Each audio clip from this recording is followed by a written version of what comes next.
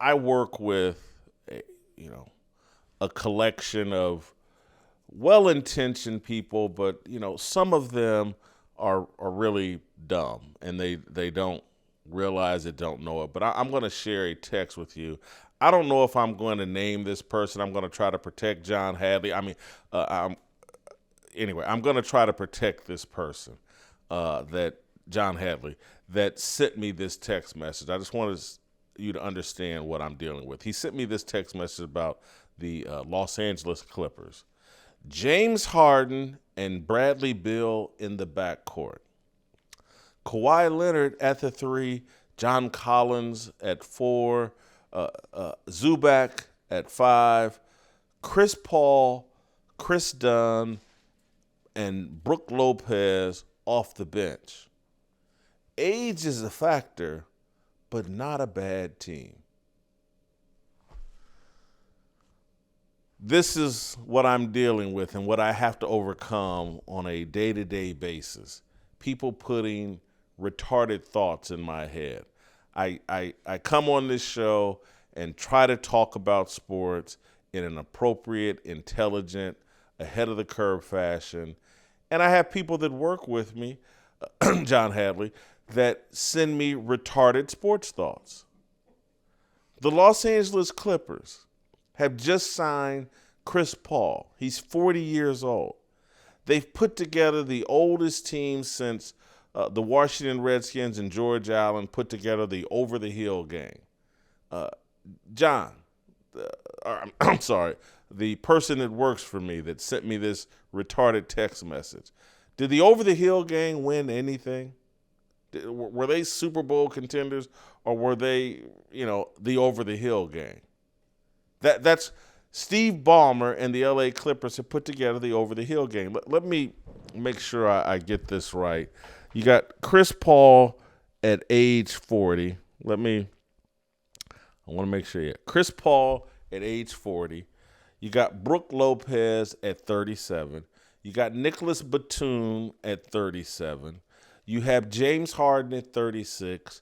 You have Kawhi Leonard, who only plays half the time anyway, at 34.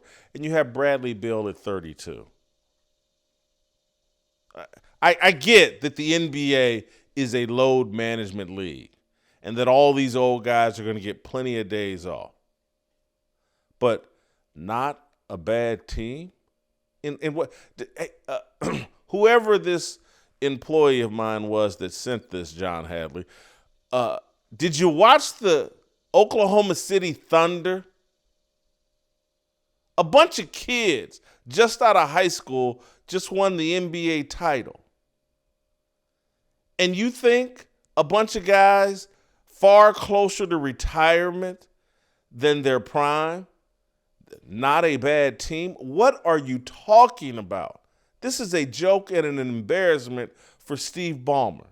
Steve Ballmer, the richest owner in the NBA, guy worth about $140 billion. The guy that was supposed to transform the Los Angeles Clippers. Remember when Steve Ballmer and Jerry West, and just, 5-6 years ago, 5-6 years ago, they acquired Kawhi Leonard and paired him with Paul George, and the Clippers were going to take out the Lakers. And now they're signing Chris Paul for his 21st season, and someone is texting me about, hey, this isn't a bad team. I mean, they've signed everybody but George Gervin. And maybe Alex English, is he still available? Maybe James Worthy. You got to be kidding me.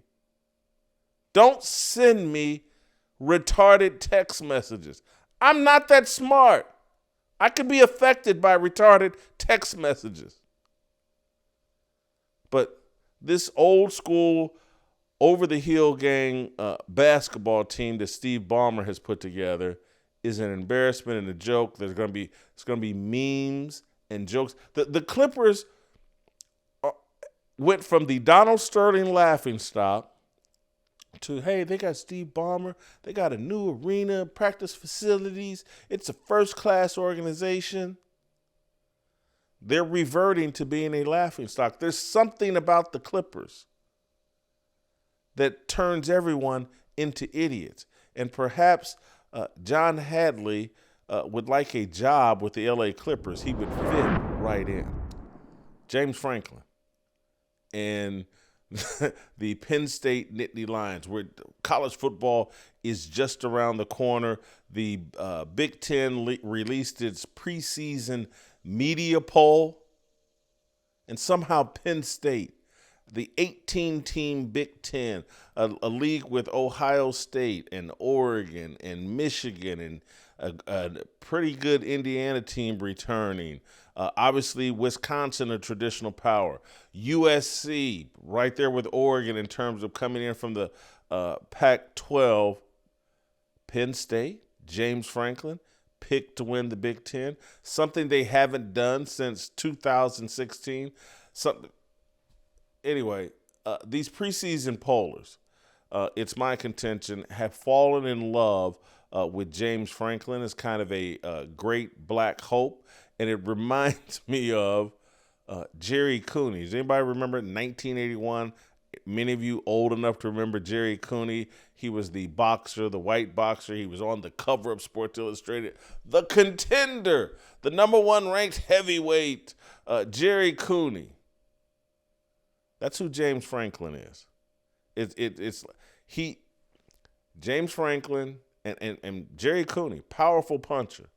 But it was a joke running him out there as if he had a chance to beat Larry Holmes in, probably the most significant fight of Larry Holmes' career, certainly the most hyped. And yes, he fought an old and beat up Muhammad Ali late in his career. But the Jerry Cooney deal was probably the biggest fight of Larry Holmes' career. And Larry Holmes beat the crap out of Jerry Cooney. Jerry Cooney was a great white hope. We've now, the culture's moved so far that now we have great black hopes. And the media, to me, is so thirsty for a black coach to be the next Nick Saban, the next Bear Bryant, the next Bo Schembechler or whatever, that they've forgotten about James Franklin's big game choke history. I think he's like 3-11 against top 10 teams. He has lost to Ohio State 8 or 9 straight times.